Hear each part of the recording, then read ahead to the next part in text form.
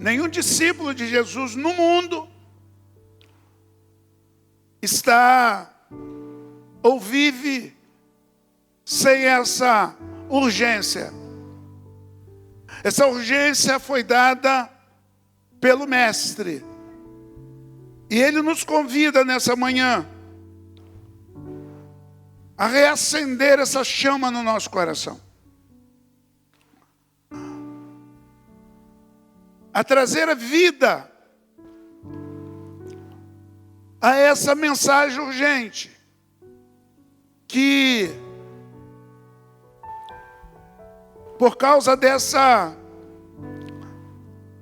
correria desenfreada, desse mundo acelerado, às vezes vai morrendo em nós por causa de tantas coisas, tantos incômodos, seja na saúde, seja no financeiro, seja nos relacionamentos. Nós vamos deixando um pouquinho de lado a urgência da mensagem que Jesus colocou diante de nós. Eu quero caminhar com você no livro de Mateus, capítulo 10, de 1 a 7. E esse é um texto, um dos textos que mais me chamou a atenção nos dias da minha conversão. Nos meus primeiros passos, nos meus primeiros dias. Esse texto, ele mexe muito comigo. Porque é esse texto que rebobina, é esse texto que reacende a chama no meu coração. Todas as vezes que eu estou vivendo um dilema, um problema, uma dificuldade, eu recorro a esse texto. Porque ele reacende. Ele abre os meus olhos para ver que existe coisas maiores. Existe algo maior do que o problema que eu estou inserido, o problema que eu estou imergido. E eu leio esse texto de forma intencional, proposital, como um remédio. E normalmente ele melhora o meu coração. Jesus diz assim,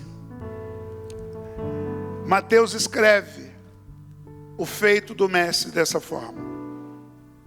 Chamando seus 12 discípulos, deu-lhes autoridade para expulsar espíritos imundos e curar todas as doenças e enfermidades. Estes são os nomes dos 12 apóstolos. Primeiro Simão, chamado Pedro, e André, seu irmão. Tiago, filho de Zebedeu, e João, seu irmão. Filipe, Bartolomeu, Tomé e Mateus, o publicano.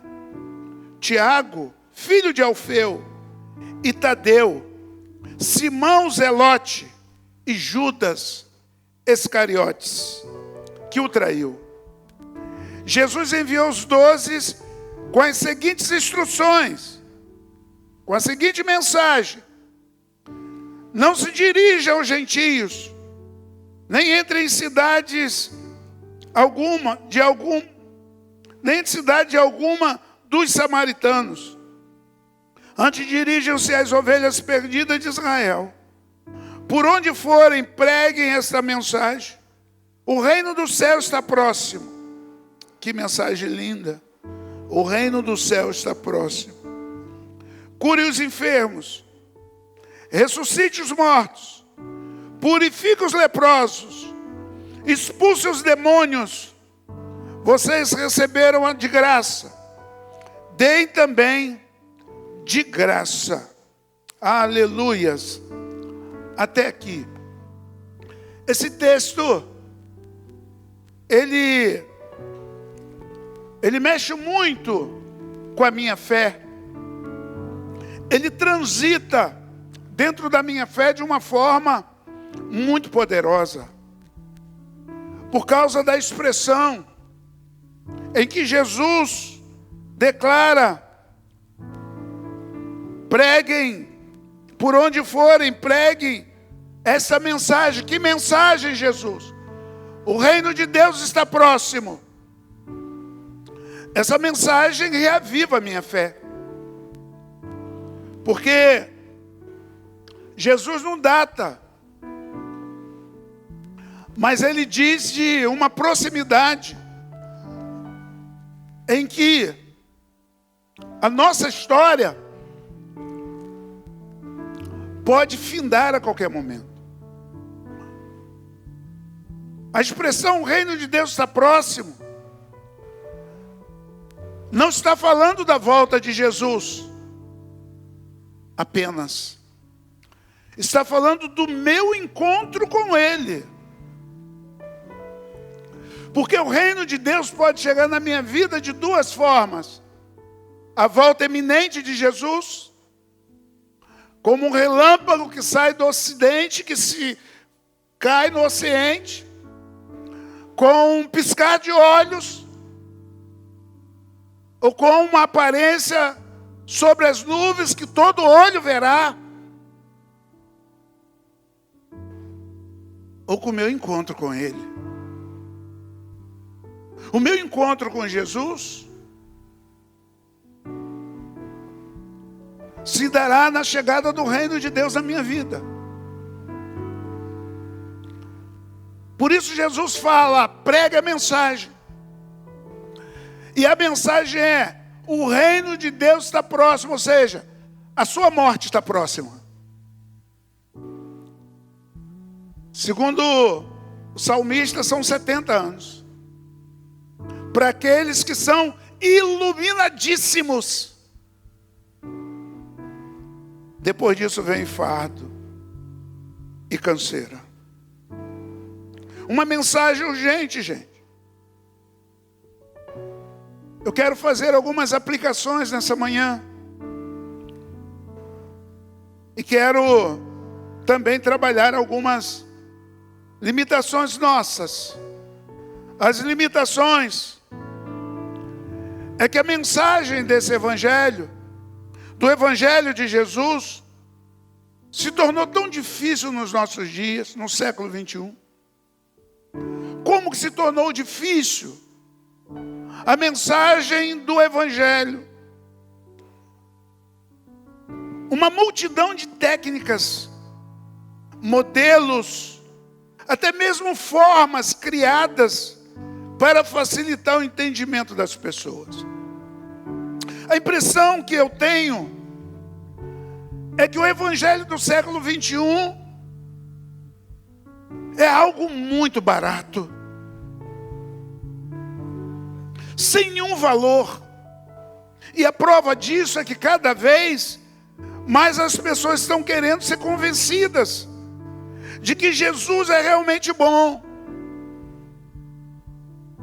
Parece que a expressão de que Ele é o único que pode nos conduzir à vida eterna não surge mais efeito. Acho que estamos tentando fazer com que as pessoas se satisfaçam com o Evangelho. Com o Evangelho da cruz. E a partir daí então, possam se converter. Parece que nós mudamos a roda. Parece que nós não trabalhamos a conversão como algo especial, extraordinário e único. Parece que nós precisamos conduzir as pessoas a um lugar de conforto, para nesse lugar de conforto, então, elas poderem se encontrar com Jesus. Gente, o tempo está findando. Porque mudou tudo. A conversão não é um movimento humano, irmãos. E muito menos uma fonte de felicidade instantânea, em que as pessoas possam ver todos os seus sonhos realizados e todos os seus projetos aprovados e quitados. Pois é isso que nós estamos pregando. É isso que nós estamos tentando passar para as pessoas. Olha, Jesus pode resolver seu problema. Jesus pode resolver sua questão. Parece que o problema das pessoas nesse mundo também são ofertados, oferecidos. Jesus como fonte de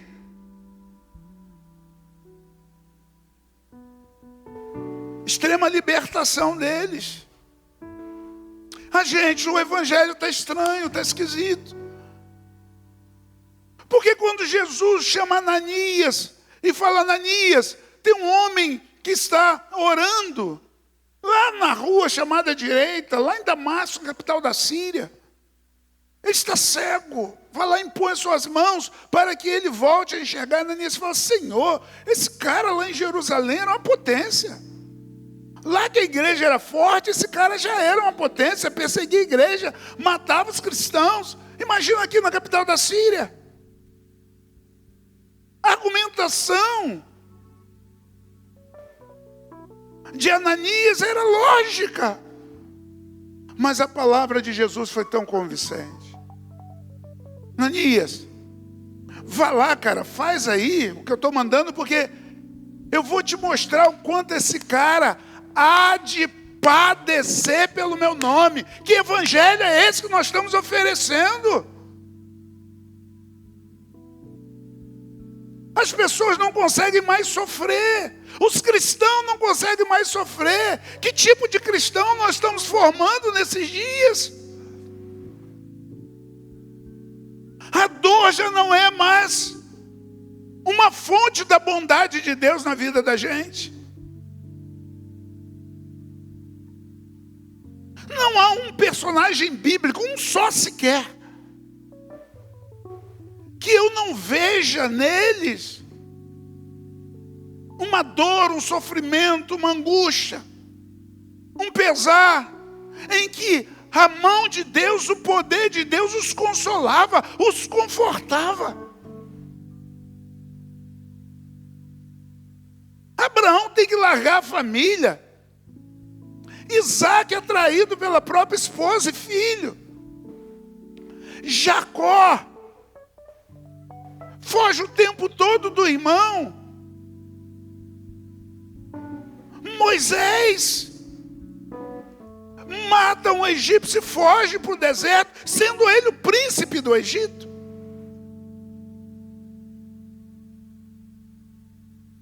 Davi, com todo poder e glória, teve dentro da sua casa as maiores guerras possíveis. Um irmão matando o outro, um irmão estuprando a outra. Salomão, o homem com toda a sabedoria humana, termina os seus dias dizendo que não valia a pena viver.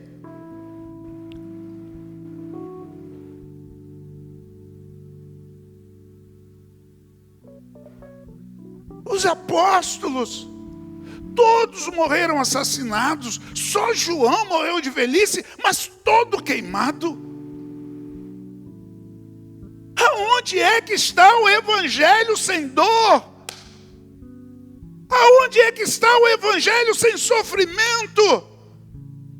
O próprio Jesus, que desceu da sua glória, teve que passar pelo Calvário, teve que passar pelo Gólgota, teve que passar pela dor, pelo sofrimento e pela morte.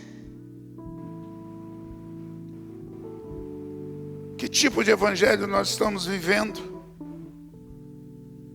A mensagem do evangelho nunca mudou. O reino de Deus está próximo. Todo o Novo Testamento vai falar sobre isso. Enquanto o Antigo Testamento aponta para a vinda do Messias, o Novo Testamento vai apontar para o novo reino, para o novo rei, para um reino diferente. Para o reino onde o último é o primeiro, para o reino onde o maior é o menor, para o reino onde o mestre serve aos pequenos. O reino é diferente.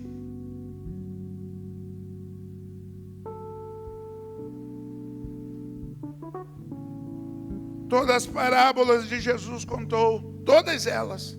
Depois, irmãos, pesquisam. Todas elas vão ter como pano de fundo o reino de Deus.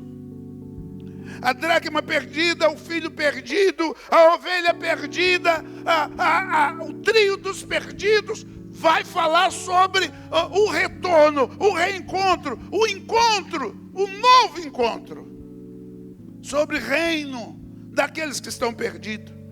O prudente e o insensato, Mateus capítulo 7, vai falar sobre o reino de Deus. A parábola do semeador, quem semeia, colhe, vai falar sobre o reino de Deus, o novo reino. A parábola do samaritano, aonde o improvável acontece por causa do amor que tem dentro do reino. O rico e o insensato, o rico e Lázaro, o grão de mostarda, o grande banquete, todas essas parábolas e todas as outras que estão no livro de Lucas, vai falar sobre o reino de Deus. Não teve uma parábola que Jesus lançou que não falasse sobre o seu reino. A mensagem da igreja é essa, gente. O reino de Deus está próximo. A Bíblia é que nos últimos tempos, os homens seriam amantes de si mesmos. Quando a Bíblia diz que nos últimos tempos, os homens seriam amantes de si mesmos. Mas a igreja não deve mudar a riqueza da sua mensagem para massagear ego de homens que se amam, que são apaixonados por si mesmos, ao ponto de serem autopiedosos consigo mesmo. Eu acho que esse é o defeito nosso. Eu acho que o defeito da igreja do século 21 é a autopiedade. Ela não sabe sofrer. Se ela sofrer, ela não é abençoada. A igreja do século 21, ela trabalha sucesso através de números. Se tem muita gente, é abençoado. Se tem pouca gente, não é abençoado. Se tem um carro novo, é abençoado. Se tem um fusquinha, é amaldiçoado. Tem gente que cospe no Fusca, né? Cospe no Fusca.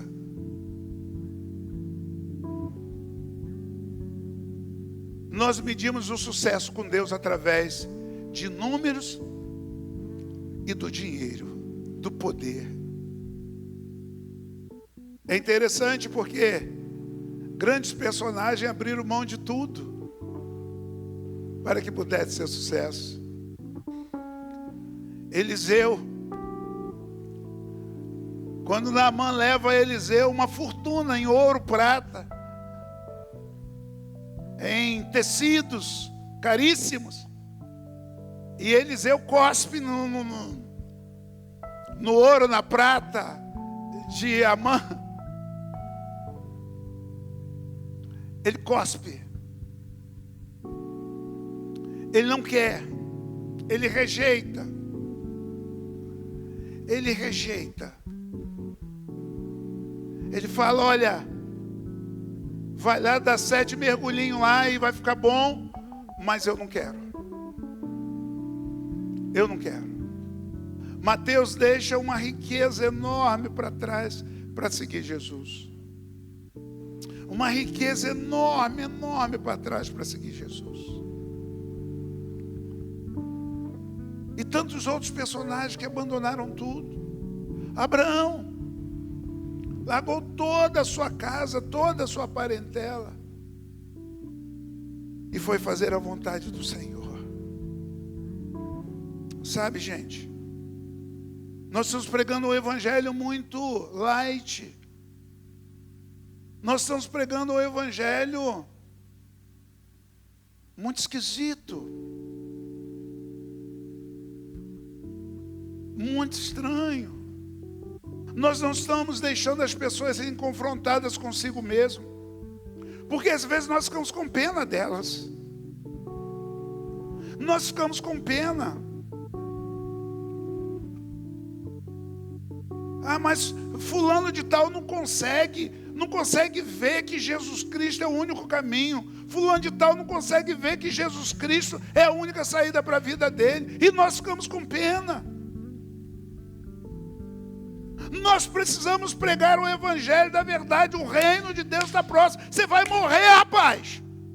Você vai morrer, moça. E quando você morrer, você vai ter que ter um encontro com Deus. Ou é Jesus agora, ou não, nunca mais pensar em Deus, nunca mais. Essa é a mensagem do evangelho.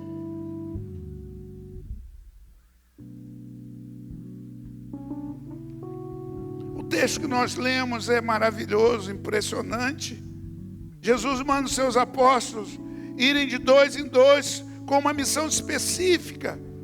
Aqui eu pauto a minha palavra e faço as aplicações, porque a orientação aos apóstolos de ontem é a mesma orientação à igreja de hoje. Olha as instruções de Jesus. Vão às pessoas certas. Vão às pessoas certas. Versículo 5. Jesus enviou os 12 com as seguintes instruções: não se dirija aos gentios, nem entre em cidade dos samaritanos. É ao povo de Deus, ao Israel de Deus, só a nação de Israel. Vocês não vão falar com os gentios, vocês não vão falar com os samaritanos, vocês vão falar com a nação de Israel, os filhos de Israel, os perdidos. E eu acho isso lindo no texto, porque Jesus, antes dirijam as ovelhas perdidas. A missão da igreja é o não crente. A missão da igreja não é o crente. Uma vez alguém falou: pastor, o senhor falou lá que o senhor tem uma paciência enorme com o não crente, que o não crente pode passar por cima do Senhor, mas que o Senhor não tem paciência nenhuma com o crente. Como que é isso? Eu falei: o crente está salvo, meu amigo. O crente está salvo. O crente não precisa mais de salvação. Eu preciso gastar tempo com o não crente. Eu preciso gastar tempo. O crente, eu não preciso gastar tempo com ele, não. Eu não preciso gastar tempo com vocês, não. Tem a célula lá, onde vocês são orientados, tratados, cuidados. Eu não preciso gastar tempo com vocês. Eu preciso gastar tempo com os não crentes. Essa é a minha missão como igreja de Jesus. Como pastor de ovelhas, eu tenho que cuidar das ovelhas e faço isso através das células. Mas como igreja de Jesus, salva e remida pelo sangue do Cordeiro, eu preciso cuidar de não crentes, das ovelhas perdidas de Israel. Essa é a mensagem de Jesus. Sabe, às vezes gastamos muito tempo com as pessoas erradas. A visão de Jesus aqui é maravilhosa, porque esse não era o tempo de pregar o reino de Deus aos gentios, e muito menos aos samaritanos. Porque há pessoas que não entendem, e a gente fica gastando tempo com elas, gastando tempo, pula, vai para outra, talvez lá atrás ela vai entender, ou lá na frente ela vai entender. Não gasta muito tempo, porque tempo é tudo que nós não temos como igreja. É tudo que nós não temos. Vai para outro. Pastor, mas é o meu marido, é minha esposa, é o meu pai, é minha mãe. Acredite mesmo. Coloque a sua fé na lei da semeadura. Você planta no coração de alguém e alguém planta no coração dos seus. Acredite na lei da semeadura. Não fique perdendo tempo o tempo todo, perdendo todo o seu tempo. Não vai acontecer com você, não vai acontecer. Vai acontecer com outra pessoa, numa outra situação, em que Deus vai se mostrar presente na vida dos seus. Procure alguém para você cuidar espiritualmente. Procure alguém para você gastar a sua energia. Porque Deus, vendo a sua gana, a sua vontade, a sua determinação, Ele vai lançar alguém para ganhar os seus. Está cansado de acontecer? Tem mãe que às vezes fica insistindo com o filho, e o filho não se converte, e o filho não se converte, e o danado se converte. Quando a mãe para de insistir e vai procurar outro, ele casa com uma mulher crente e se converte para a glória de Deus. Estou cansado de ver isso acontecer. É a lei da semeadura. Eu planto no quintal do outro para alguém vir plantar no meu. Jesus estava certo. Não parem diante dos gentios, porque os gentios não vão se converter com vocês. Eles só vão se converter com alguém que sai do meio deles. Eles só vão converter com alguém que liderava eles, com um fariseu, um homem que sabe tudo dos fariseus, um líder dos fariseus, que vai se converter, e aí eu enviarei ele aos gentios, e os gentios vão se converter. E isso acontece com o apóstolo Paulo. O apóstolo Paulo era fariseu dos fariseus, líder dos fariseus, e se converte ao cristianismo, e a ordem de Deus: pregue aos gentios, aos reis dos gentios e aos reis dos judeus. Tem gente que você não vai ganhar. Tem que ser alguém diferente para ganhar. O próprio Jesus, encontrando com a mulher samaritana, por isso que ele diz: não fale ao samaritano, deixa que eu falo. E quando a mulher samaritana vai a Samaria e traz aquela multidão para dizendo: olha, eu encontrei o Messias prometido, eu encontrei aquele que havia de vir, eu encontrei, estive com ele, ele falou tudo sobre a minha vida, só ele poderia fazer isso. E ela traz os samaritanos, e mais tarde a ordem de Jesus é: preguem a palavra, toda a Judéia, toda a Galileia e a Samaria. E os apóstolos chegam a Samaria e pregam o Evangelho, e o Espírito Santo vive agora em Samaria, na vida daqueles. Há pessoas que nós não podemos perder tempo agora, porque lá na frente elas vão se converter em nome de Jesus, se nós fizermos a nossa parte. A outra instrução de Jesus: há uma obra para ser feita. Mateus, eu esqueci do danado. Eu esqueci. É porque está apagado ali também, eu não vi. Agora eu vou até o fim assim. Há uma obra para ser feita. Jesus diz: dirijam-se às ovelhas perdidas de Israel. Dirijam-se a elas. A obra é essa, a obra é se dirigir aos perdidos. Façam amizade com gente que ainda não se converteu. Tem crente que adora fazer amizade com crente, para ir para a lanchonete, para ir para a pizzaria, para ir para a churrascaria. Isso é ótimo, isso é maravilhoso, mas isso não cumpre missão. Isso traz um momento para a gente que também precisa ter. Mas faça isso com não crente, procure não crente. A nossa missão é não crente, a nossa missão é gente perdida, a nossa missão é gente que, se morrer hoje, vai para o inferno. Esse é o nosso papel. Dirijam-se às ovelhas perdidas de Israel. Não podemos perder o foco, gente. A nossa comunidade de fé tem uma obra a realizar, e não podemos deixar sem fazer por nada dessa vida. É uma ordem de Jesus. Tem muita gente que espera por você. Há muitos perdidos que esperam por você. Elas foram designadas por Deus para a sua vida, para abençoar você, para cuidar de você, cuidar da sua fé, alimentar a sua fé, multiplicar a sua fé. Não abra mão disso. Não abra mão de arranjar amizades com pessoas não crentes. Não abra mão de ganhar a confiança delas, o respeito, o carinho delas. Porque se você ganhar o respeito, o carinho e a amizade, você vai ganhar a alma dela para Jesus. Não abra mão disso. Não coloque no núcleo da sua amizade, no entorno da sua vida, só pessoas crentes, só pessoas que falam a mesma língua, só gente que... Não, gente, não. Coloque em outras pessoas. Coloque outras pessoas. Pessoas que vão, na realidade, cuidar da sua fé, alimentar a sua fé. Pessoas que vão apontar o tempo todo para o seu coração e dizer: Deus existe, Deus tem poder, Deus transforma, Deus faz, Deus faz, Deus faz, sem abrir a boca, com a própria existência dela. Sabe, gente, há um monte de cristãos tristes. Tristes mesmo. Cabisbaixo. Porque passam a vida toda sem ganhar uma alma para Jesus. Sem cumprir a missão. Aí dá tristeza mesmo. Aí dá tristeza mesmo. Já pensou você ter uma esposa que você nunca pode beijar na boca dela? Já pensou você ter um filho que você nunca pode ir na escola, num projeto dele?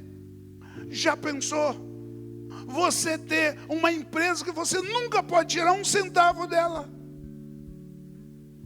Assim, um cristão que nunca ganha uma alma para Jesus é triste. Vive de forma muito triste. Porque não dá fruto. E o próprio Jesus diz que tem que cortar e jogar fora quem não dá fruto. Parábola da figueira. Não é nem uma parábola, é um texto mesmo. Gente, em nome de Jesus, nós precisamos ouvir a orientação do Senhor nessa manhã. E a orientação é: o reino de Deus está próximo. E não está próximo só para nós, não. Está próximo porque estão perdidos também. Para os que estão perdidos também. Pastor, perdido em reino de Deus? Ou você acha que quem criou o inferno? Quem que você acha que criou o inferno? Quem que você acha que reina sobre o inferno?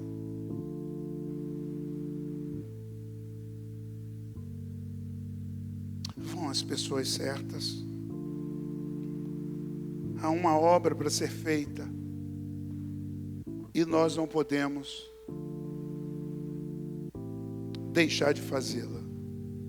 E o último, passem o bastão, versículo 7, versículo 8. Aquilo que você recebeu de graça, dê de graça.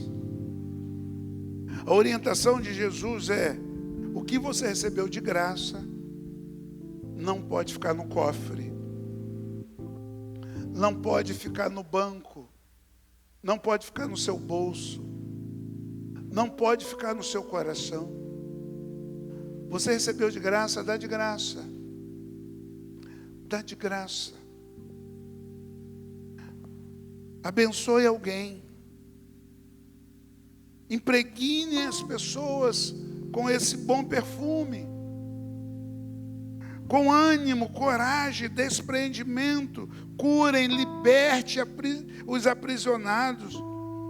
Levem vida aos mortos, expulsem demônios. Passe esse bastão. Passe isso adiante. Prepare pessoas para que elas possam expulsar demônios. Prepare pessoas para que elas possam levar vida onde tem morte. Preparem pessoas para que elas possam curar enfermos. Preparem pessoas. Passem o bastão. Receber autoridade espiritual de graça, passe de graça. Recebeu dons espirituais, ensine pessoas a receberem dons espirituais. Desenvolva os seus dons. Trabalhe diante do Senhor com alegria. Com alegria.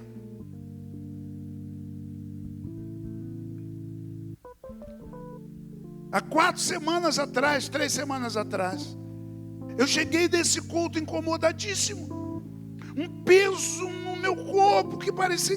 Quando eu saí dali para aqui, eu cheguei aqui cansado. E eu não sabia o que estava acontecendo. Mas Deus me deu uma visão, irmãos, naquela noite. Deus me deu uma visão de um caixão ali, ó, na porta, no portão da igreja. Só que eu não conseguia ver o rosto de quem estava dentro do caixão. E eu falei para a igreja, naquele culto, que tinha um espírito de morte aqui dentro. Vocês lembram disso? Pois bem, estava naquele culto um jovem de 17 anos que falou: pastor, eu ia me matar hoje. Hoje eu ia tirar a minha vida, pastor. E a palavra do Senhor salvou a minha vida. trabalhe os dons espirituais, irmãos, e repasse os dons. Façam com que as pessoas recebam os dons do Espírito. Porque a igreja precisa ser plena, a igreja precisa estar junta, a igreja como corpo de Cristo, os dons precisam unir a igreja para ser um corpo perfeito, um corpo saudável, um corpo que pode ser usado pelo Senhor.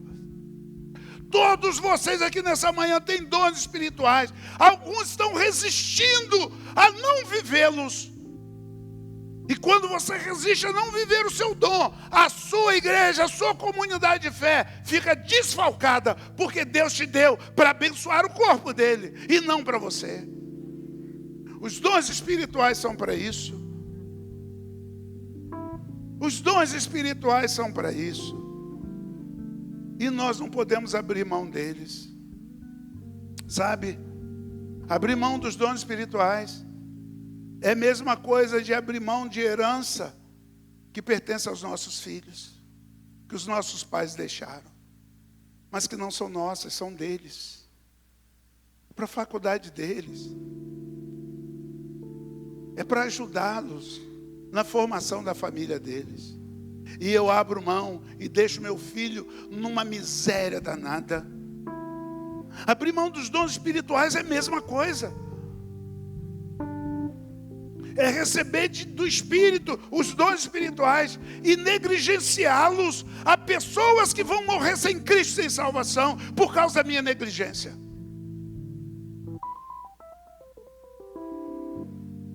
Não abram mão daquilo que Deus trouxe até vocês, daquilo que o Espírito colocou na vida de vocês. Não se prendam. Não se prendam à instituição, à denominação. Não se prendam a essas coisas, porque maior, muito maior, é o que Deus tem para fazer na vida da gente. Creiam nisso. Eu termino nessa manhã, depois de fazer essas 3 aplicações. Eu termino essa palavra chamando você a vibrar com tudo que está acontecendo na nossa comunidade de fé. São muitas coisas novas, eu sei, mas estamos em busca de viver uma igreja primitiva no século 21. Porque esse é o desejo de Deus, que a igreja seja original. Original. Igreja original é igreja primitiva. Só que ela não cabe no século 21. Mas é possível viver os princípios da igreja primitiva no século 21. E é isso que nós estamos tentando fazer na nossa comunidade de fé. Viver os princípios constituídos por Jesus, a igreja primitiva, no século 21. Ir e pregar o evangelho a toda criatura, batizando-os em nome do Pai, do Filho e do Espírito Santo, guardando tudo aquilo que ele ensinou aos apóstolos, vivendo todos os princípios que ele constituiu a igreja, como por exemplo, o princípio da igreja ser casa, morada do Espírito Santo. Nós não podemos abrir mão disso. Isso é princípio da igreja, instituído por Jesus. Do princípio dos talentos que ele instituiu a igreja. Do princípio dos dons espirituais que ele instituiu a igreja. Do princípio de ser um reino poderoso, em que o rei é o próprio Jesus. Esse princípio, irmãos, que é instituído da igreja primitiva e que nós precisamos voltar a viver no século 21. Porque se assim não for, gente, que adianta ser igreja? Para que serve ser igreja? Se perdemos os princípios, para que serve ser igreja? Os reformados falam muito em princípios bíblicos.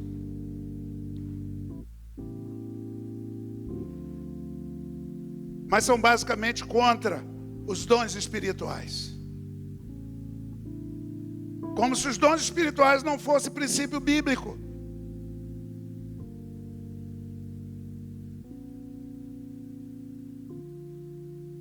Esses dias quase me bateram numa reunião, porque eu falei que a igreja de Jesus precisa de uma nova reforma. A igreja ficou muito monetária, financeira. A igreja ficou muito fraca.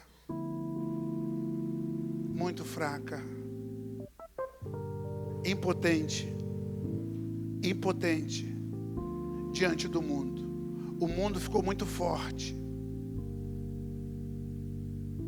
Um casamento hoje de um crente com não crente é um perigo. Certamente o crente vai virar não crente. Tão fraco que está.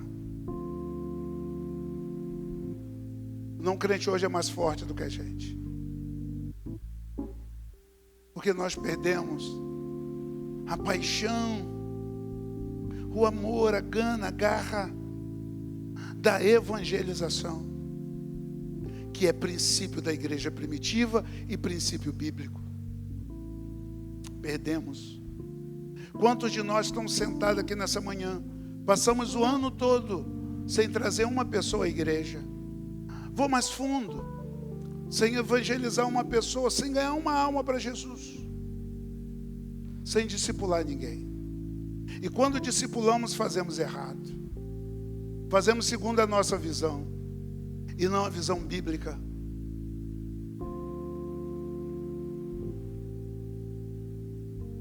Preguem a mensagem.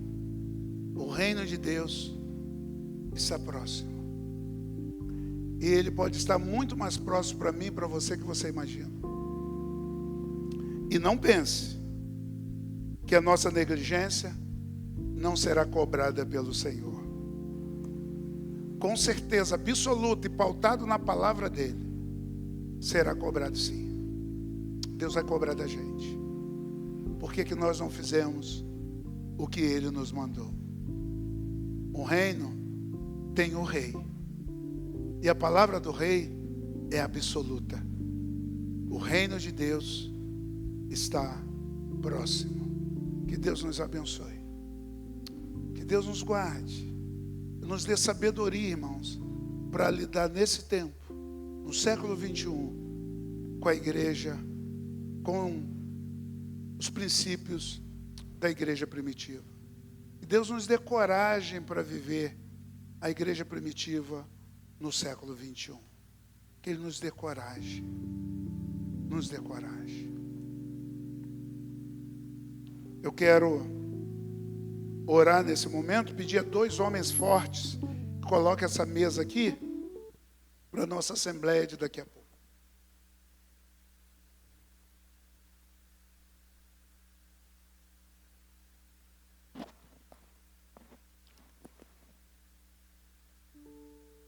Eu quero orar. Pode colocar a mesa, depois eu oro. Eu quero, contrário, irmãos, contrário. Isso. Eu quero orar pela igreja de uma forma geral. Eu tenho visitado vários lugares. Eu tenho caminhado com muitas pessoas nesse tempo. Eu tenho ouvido muitas coisas. Esse é um tempo que eu tenho falado menos e ouvido mais. Acho que Deus me ensinou que Ele não colocou dois ouvidos e uma boca em mim à toa. E ao ouvir mais, nós identificamos mais.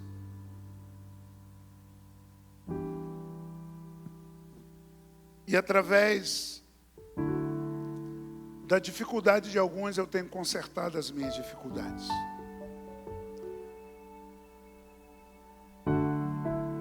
A igreja está mal,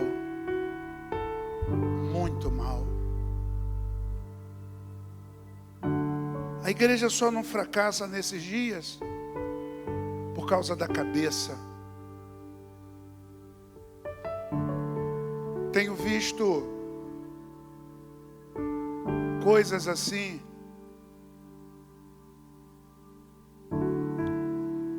muito estranhas. Tenho ouvido coisas mais estranhas ainda.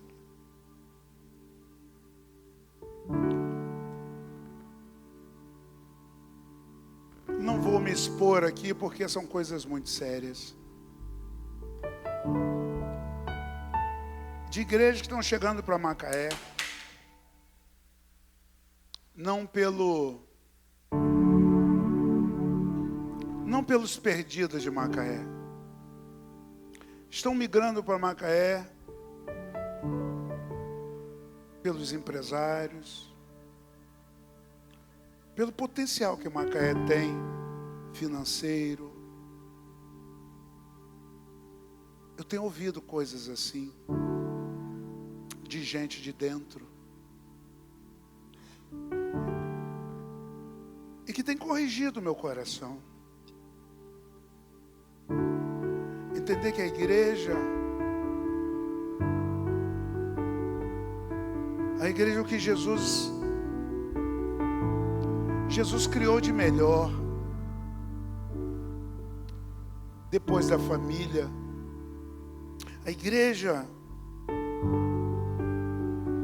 é a porta do céu aqui nesse mundo.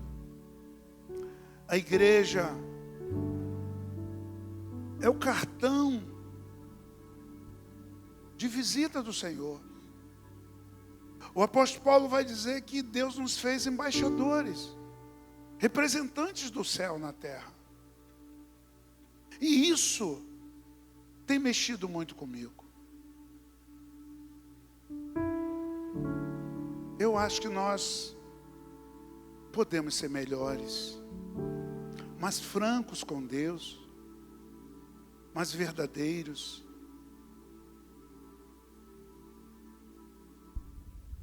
E colocar diante dele toda a nossa fragilidade, ao invés de olhar para a fragilidade do outro, para encobrir a nossa. Porque todos nós temos fragilidades. Eu quero orar por essa igreja que se espalha pelo mundo inteiro, mas que se torna uma instituição tão frágil. E quanto mais poderosa, mais frágil.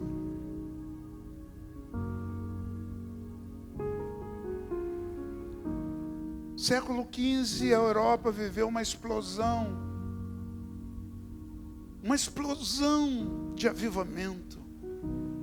Teologia soprando para tudo quanto é lado. Fizeram da igreja uma grande instituição. A Europa hoje é vazia. Essa semana que passou, um grupo de crentes revoltado com a instituição se movimentaram na França e começaram a viver, irmãos, coisas maravilhosas, simples, junto a pessoas que já não acreditavam mais, se relacionando diante da necessidade um do outro, se escorando,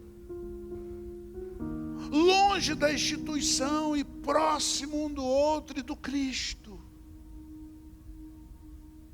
E viver uma fagulha de avivamento, com a esperança de viver isso na vida de outras pessoas. Estão estimuladíssimos a mover a França. Estados Unidos, século XIX, que potência. Que coisa linda, gente. Instituiu a igreja como fonte de renda. E hoje, nos Estados Unidos existem as megas igrejas, poucas, as churches, igrejas muito pequenas, acabando, destruindo.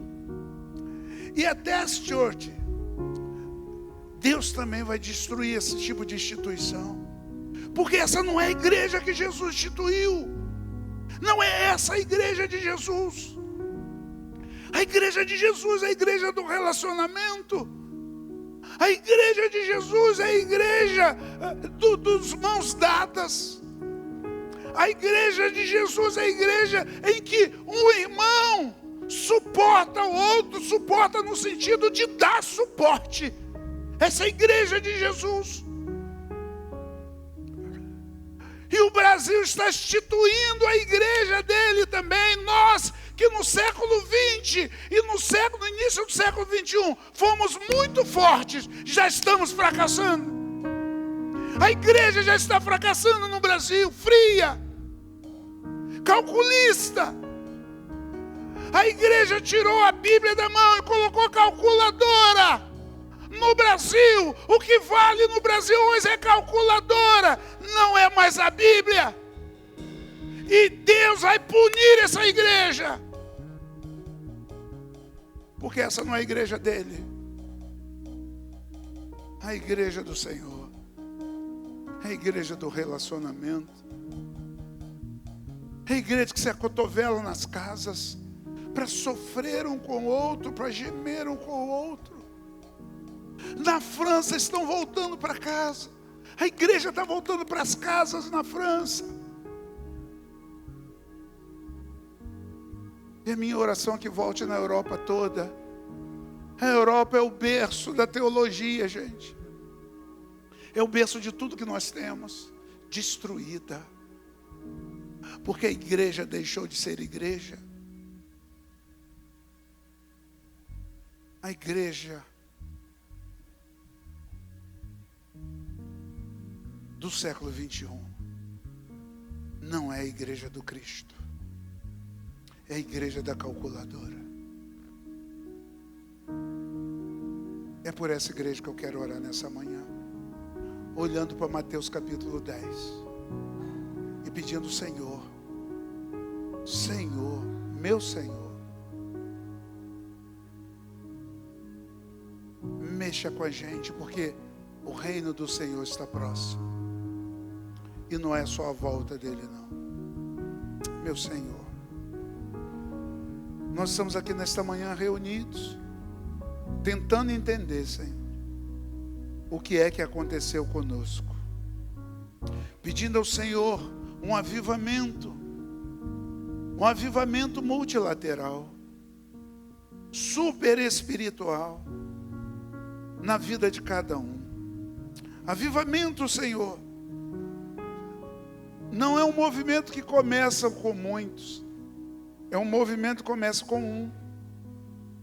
E esse um, atingido pelo Espírito Santo, pelo Deus Espírito, atinge a outros. Começa um novo avivamento, Senhor, no Brasil.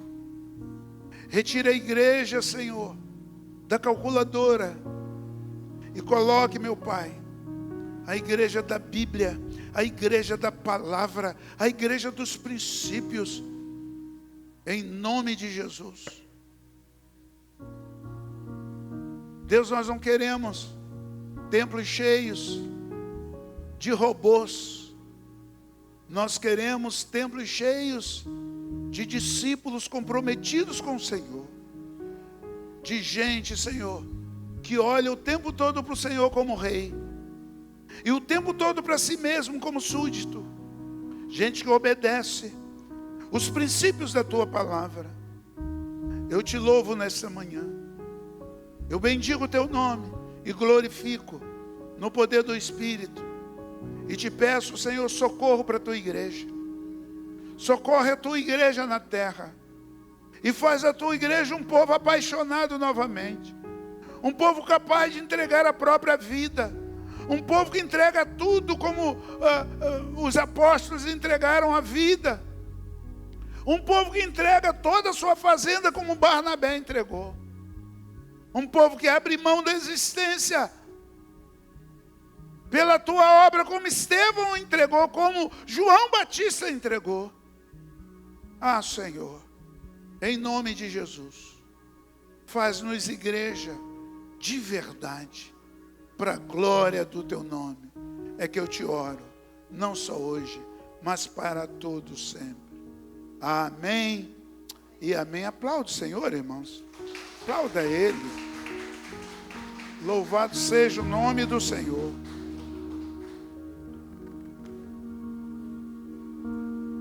Eu quero, como presidente da igreja, colocar a igreja em assembleia ordinária.